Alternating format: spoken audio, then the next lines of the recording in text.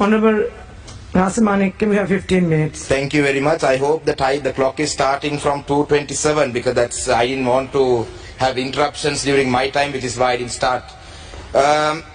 අද දවසේ මේ කොතලාවල National Defence University විවාදය ගැන අපි කතා කරනකොට යම්කිසි ඉතිහාසයේ යම්කිසි කරුණු කීපයක් මම මතක් කරන්න කැමතියි මේ සභාවට. අපි දන්නවා 1970 ගණන් වල ද්‍රවිඩ තරුණයින් අවියායුධ ගන්න තැනකට තල්ලු වෙන්න ප්‍රධානම වූ හේතුව තමයි මේ අධ්‍යාපනයේ අත තැබීම. ඒ කියන්නේ ගොඩක් හේතු සාධක තිබ්බ 1948 බ්‍රිතාන්‍ය අධිරාජ්‍යවාදීන් නිදහස ලැබුණාන් පස්සේ ප්‍රධාන හේතු සාධක ගොඩක් තිබ්බත් අවියායුධ ගන්න තැනකට ද්‍රවිඩ ජාතිකයන් තල්ලු වුණේ මේ අධ්‍යාපන ක්‍රමයේ අත තැබීම නිසා තමයි. සිරිමාව බණ්ඩාරනායක මැතිණියගේ ස්ටෑන්ඩඩයිසේෂන් එක අනුව ද්‍රවිඩ ජාතික තරුණයන්ට අසාධාරණයක් සිදු වෙන බව දැනගෙන ඒ අවියායුධ ගන්න තැනකට තල්ලුණා කියන එක මේ රටේ අද ගොඩක් අය දන්නේ නැහැ. මොකද රටේ කට්ටිය දන්නේ නැහැ මේ යුද්ධ පටන් ගත්තේ කියලා.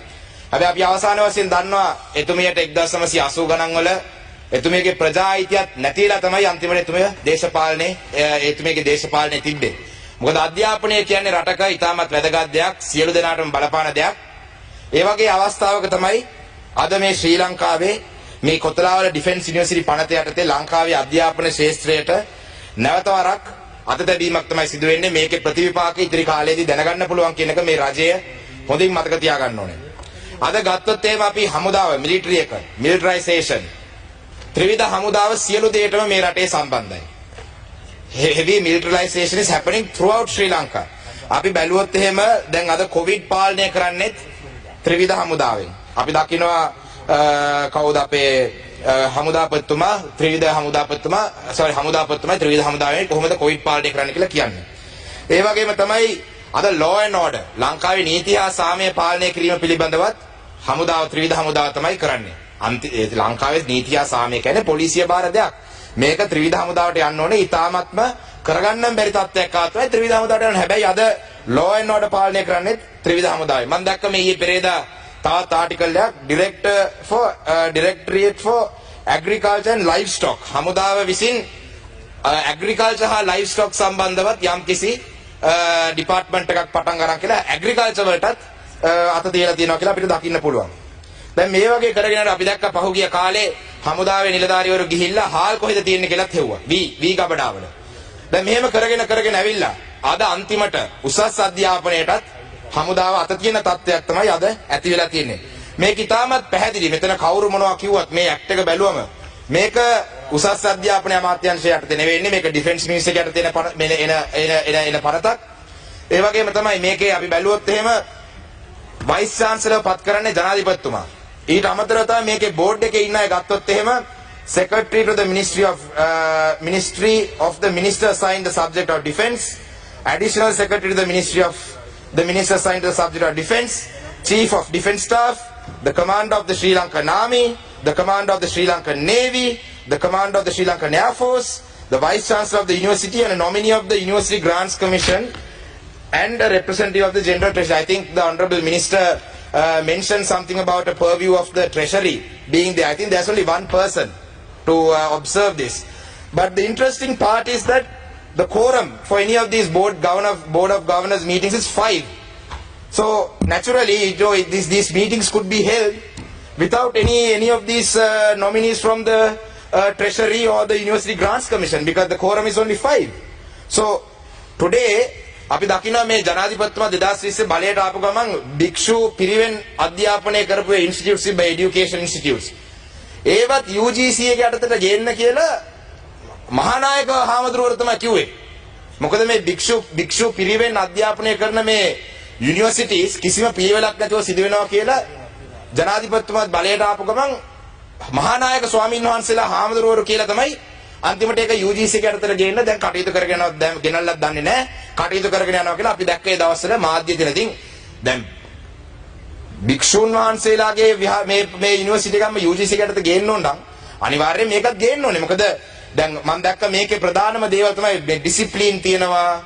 ඒ ඩිසිප්ලින් තියෙනවා කියන්නේ යුනිවර්සිටි අධ්‍යාපනයක් වුණාම ඩිසිප්ලින් කොහොමද ඒක UGC එක යුනිවර්සිටි එක ඩිසිප්ලින් තියෙන්න ඕනේ තමයි. ඒකට හමුදාව ගෙනල්ලා ඩිසිප්ලින් කරන්න ඕනේ කියන එක මම කොයි අතනකවත් මම පිළිගන්නේ නැහැ. ඒ කියන්නේ යුනිවර්සිටි ස්ටුඩන්ට්ස් තමයි.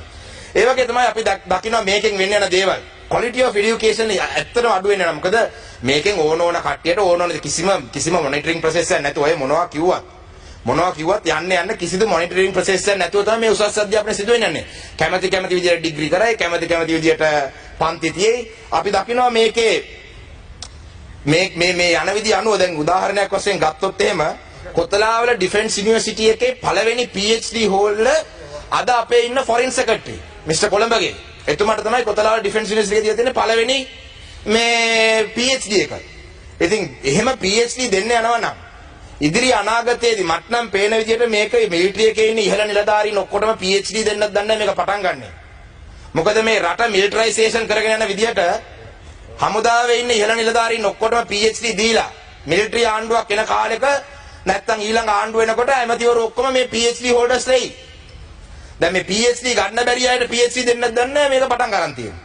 ඊට අමතරව අපි තව බලන්න මොකද මේ ඇත්තම ලැජ්ජයි ලංකාවේ තියෙන අධ්‍යාපන තියෙන රේටින් ස්ටැටිස්ටික්ස් ගත්තම ඇත්තම ලැජ්ජයි. දැන් බැලුවොත් එහෙම සිංගප්පූරුවේ තියෙන නැන්යන් ඉන්ස්ටිටියුට් ඔෆ් ටෙක්නොලොජි මං හිතන්නේ. නැන්යන් ඉන්ස්ටිටියුට් එක තමයි ආසියාවේ පළවෙනි තැන තියෙන්නේ. ඒ කියන්නේ යුනිවර්සිටි රෑන්කින්ග්ස් වලින් නැන්යන් යුනිවර්සිටි ලංකාවේ ආසියාවේ පළවෙනි තැන තියෙන්නේ. මම හොයලා අපේ මේ යුනිවර්සිටි රෑන්කින්ග්ස් මම දැන් 200 ගණන් වලටත් එහා තියෙන්නේ. කොහොමද පළවෙනි 50ත් නැහැ, පළවෙනි 100ත් නැහැ. කොළඹ යුනිවර්සිටි එකත් නැහැ, පේරත් නැහැ. දැන් මේ විදිහේ තව එකක් ආවොත් එහෙම ලංකාවේ ඉගෙනගෙන වෙන රටකට ගිහිල්ලා PhD එකක්වත් කරන්න යන මාස්ටර්ස් එකක්වත් කරන්න යන අයගේ පිළිගැනීම මොකද්ද? ඉතින් මේක ගැන අපි තාම තුනන්දුවෙන් හොයලා බලන්න. මොකද මේ විදිහට ඕන විදිහට ඩිග්‍රී දෙන්න ගියොත් එහෙම කිසිම පිළිවෙලක් නැති විදිහට ඩිග්‍රී දෙයි. ලංකාවේ ඉගෙනගෙන යන ළමයට පිළිගැනීමක් ජාත්‍යන්තරෙත් නැති වෙයි කියන එකත් මම මේ අවස්ථාවේ අනිවාර්යෙන් කියන්න ඕනේ. ඒ වගේම තමයි මට දැනගන්න අවශ්‍යයි. මොකද සාමාන්‍යයෙන් ඩිෆෙන්ස් එක ගැන අපි මොන හරි එකක් ප්‍රශ්නයක් අහපු ගමන් කියනවා ජාතික ආරක්ෂාවට මේක අනතුරක් කියන්න බෑ. ඔන්න ඔකද අපිට කියන්නේ. ඉතින් අපිට පාර්ලිමේන්තු මන්ත්‍රී කෙනෙක්ටවත් දැනගන්න බෑ මොනවාද ලංකාවේ තියෙන මේ ආරක්ෂා ඩිෆෙන්ස් එකේ ප්‍රතිවේටක් ගාලා කියයි ද්‍රවිඩ ජාතික සන්ධානයේ මන්ත්‍රී අන්න කොටි අහනවා ඩිෆෙන්ස් ප්ලෑන් එක ගිහිල්ලා කියන්න වෙන්නේ නැති කියලා. ඒකට නෙමෙයි. මාත් ශ්‍රී ලාංකීය පුරවැසියෙක් මටත් දැනගැනීමේ අයිතියක් තියෙනවා මොකද්ද මේ ලංකාවේ තියෙන ඩිෆෙන්ස් පොලිසි එක කියලා. මොකද අද බැලුවොත් එහෙම ඩිෆෙන්ස් පොලිසිය මම මොකටද කියලා අහන්නේ මට මතකයි මම නිවුස් එක කියුවා මෛත්‍රීපාල සිරිසේන ජනාධිපතිතුමාගේ අවසාන කැබිනට් එකේ 2019 ශ්‍රී ලංකා ඩිෆෙන්ස් පොලිසි කියලා එකක් පාස් වුණා. හරි සබ්මිට් කරා. දැන් අදටත් ලංකාවේ තියෙන්නේ මෙන්න මේකද ඩිෆෙන්ස් පොලිසි එක කියලා මම දැනගන්න ඕනේ. මොකද මේ මිලිටරි එක ඩිෆෙන්ස් පොලිසි එක ඩිෆෙන්ස් මිනිස්ට්‍රියෙන් කරන මේ වී ගබඩා කරන එකේ ඉඳන් මේ රටේ මේ හෙල්ත් ඔතොරිටිස් බලන එකේ ඉඳන් ඔක්කොම මේ ඩිෆෙන්ස් පොලිසි එකේ තියෙන දේවල්ද? ඒ කියන්නේ ලංකාවේ ආරක්ෂාව හා සම්බන්ධ පොලිසි එකේ තියෙන දේවල් නේ. මොකද අපි දන්නේ මොනවද වෙන්නේ? මුම්තාස් මහල් කියලා තිබ්බා ස්පීකර්ස් ඕල්ඩ් හවුස් කොල්ල පිට දෙන ලස්සන බිල්ඩින් එක. ඒ මුම්තාස් මහල් එක අරගෙන ඒකේ ඩිෆෙන්ස් කොලෙජ් එකක් පටන් ගන්නවා කියලා මම දැක්ක මාධ්‍යයේ. දැන් අපි මේ මාධ්‍ය දකින්න කතා කියන්නේ මොකද අපිට වෙන තොරතුරු ගන්න තැනක් නැහැනේ. ඉතින් දැන් මේ මුම්තාස් මහල් එක අද මොකද වෙලා තියෙන්නේ? මුම්තාස් මහල් එකේ ඩිෆෙන්ස් මම ඊයේ පෙරේද යනකොට දැක්කා තාම මේ බිල්ඩින් එක එහෙමම තමයි තියෙන්නේ. දැන් මුම්තාස් මහල් එකේ පටන් ගත්ත එකවත් තාම කරලා නැහැ. ඊට අමතරව තියෙනවා සපුගස් කන්දේ. සපුගස් කන්දේ තියෙන ඩිෆෙන්ස් ස්කූල් එකක්. ඒකේ මොනවද වෙන්නේ කියලා දන්නේ නැහැ. ඒ මම දන්නේ නැහැ. හැබැයි ඒ වගේ දේවල් වෙනවා ඒවා හොඳයි. ඩිෆෙන්ස් එකේ හමුදාවේ ඉන්න අයට, මිලිටරි එකේ ඉන්න අයට ඒකේ තියෙන ඉගෙන ගන්න අවශ්‍ය නම් ඒකේ කරන්න කැමති නම් අපි ඒකට විරුද්ධ නැහැ. මොකද ඩිෆෙන්ස් පොලිසි එක අනුව ඒගොල්ලන් කැමති විදිහට ඒගොල්ලන් ට්‍රේන් කරන්න පුළුවන්. දැන් අපිට මේකේ ගැටලුව තියෙන්නේ ඩිෆෙන්ස් මිනිස්ට්‍රි එකේ යටතේ සිවිලියන්ස්ලට උගන්වන්න යන එක ගැන තමයි අපිට මේකේ ගැටලුව තියෙන්නේ. ඉතින් ඒක නිසා අපි මම දැක්ක අර කටුබැද්දේ ඉංජිනේරු ආයතනයෙන් අර වාහන වගේක් රෙනොවේට් කරලා ඩිෆෙන්ඩර් වගේක් දාලා හොඳයි. ඒ වගේ දේවල් තව වොකේෂනල් ට්‍රේනින්ග් දෙන්න හමුදාවේ අයට හමුදාවේ ඇතුලේ තියෙන වැඩ කටයුතු කරගෙන යන්න අපි ඒවට විරුද්ධ නැහැ. මේ සිවිල් ඒ කියන්නේ සිවිලියන්ස්ලගේ এডুকেෂන් එකට අත තියන්න එන්න එපා කියන එක තමයි කියන්නේ. ඒ වගේම තමයි මට තව ගැටලුවක් තියෙනවා අහන්න. අපේ 2009 යුද්ධ ඉවරනම් පස්සේ ඉඳන් 2018 වෙනකල් World Bank statistics වලට අනුව ලක්ෂකින් වැඩි වෙලා තියෙනවා හමුදාව. ලංකාවේ හමුදාවේ ස්ට්‍රෙන්ත් එක ලක්ෂකින් වැඩි වෙලා තියෙනවා. අපි මාසිකව එක හමුදාවේ සොල්දාදුවෙක්ගේ පඩි ඇවරේජ් 50000ක්. මොකද ඒකත් වගේම අහන්න බෑ, දන්නේ නැහැ. මොකද ජාතික ආරක්ෂාවට ඒක ගැටලුවක් කියලා ඒවා කියන්නෙත් නැති වෙයි. මොකද මම පල්ලෙය ලයිබ්‍රරි එකකින් උත් ඇහුවා. ඒක තාම මාස 3ක් වෙනවා. තාම පිළිතුරක් දීලා නැහැ. පඩි කොහොමද කියලා දැනගන්න. ඉතින් so I have to assume what the salaries would be. So 317,000, let's say on average a soldier is paid a minimum of 50,000 on average. That is $75 million per month. That is 1 billion USD per year. So now අපි මෙච්චර defence එකේ recurrent expenditure අපේ salaries වලට තියෙනවා නම් මම දැනගන්නේ මේ ඔක්කොම අපේ මේ ඩිෆෙන්ස් පොලිසි එකට තියෙනවද කියලා. මොකද අපේ ඩිෆෙන්ස් පොලිසි එක යටතේ ජාතික ආරක්ෂාව තහවුරු කරන්න මම දකින විදිහට ශ්‍රී ලංකාව තුල ශ්‍රී ලංකා හමුදාවට රණ්ඩු ගන්න මේ ඉදිරි අනාගතේ කවදාවත් අවස්ථාවක් ඇති වෙන්නේ නැහැ. I don't think the army will have to fight Sri Lankans.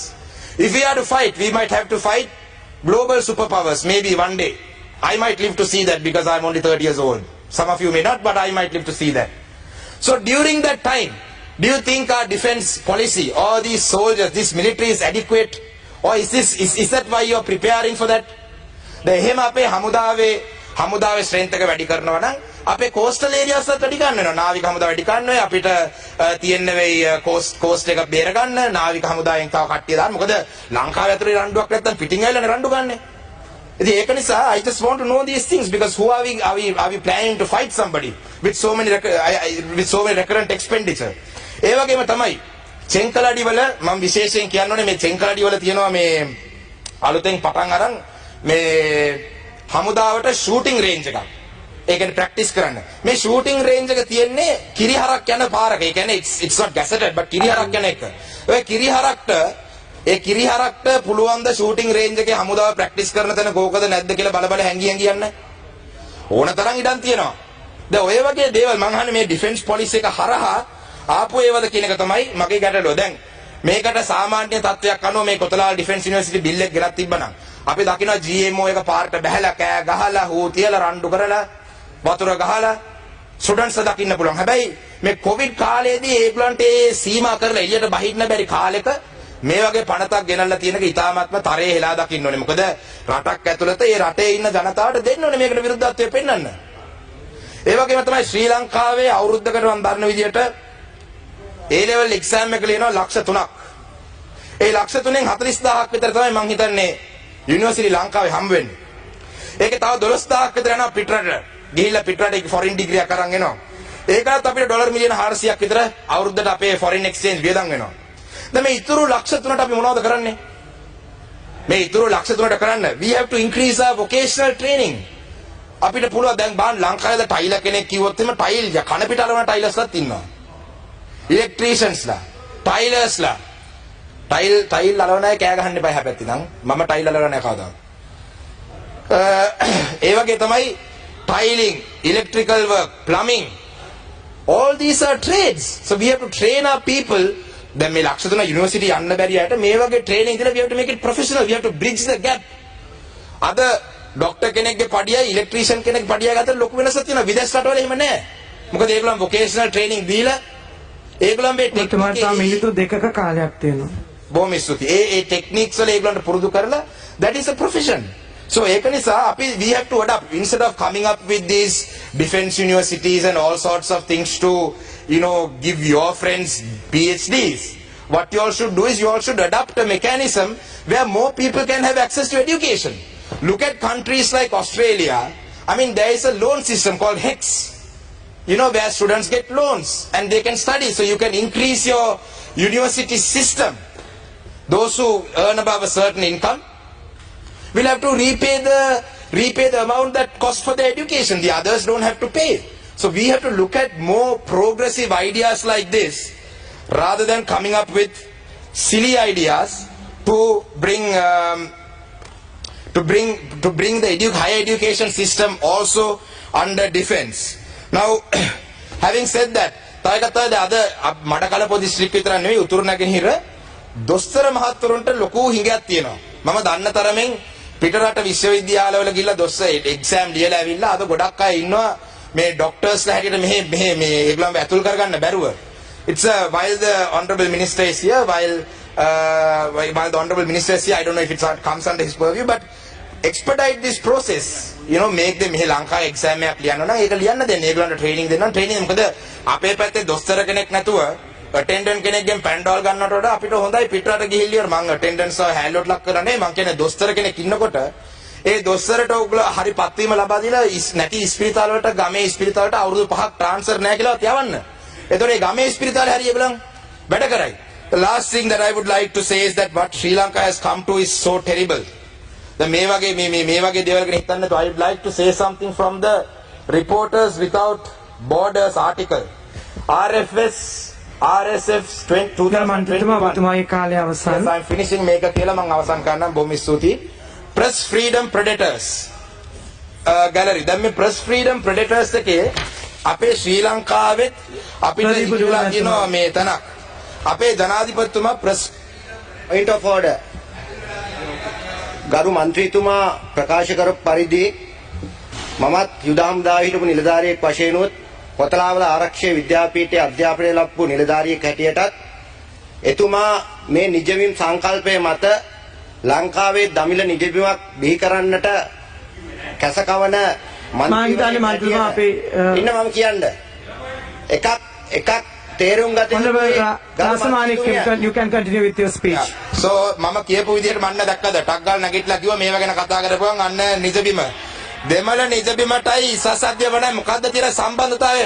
ඔබතුමා හමුදාවේ හිටියට මෙතන හමුදාව ගැන කවුරුත් කතා කරේ නැහැ. මෙතන උසස් අධ්‍යාපනය ගැන කතා ගන්නෙ.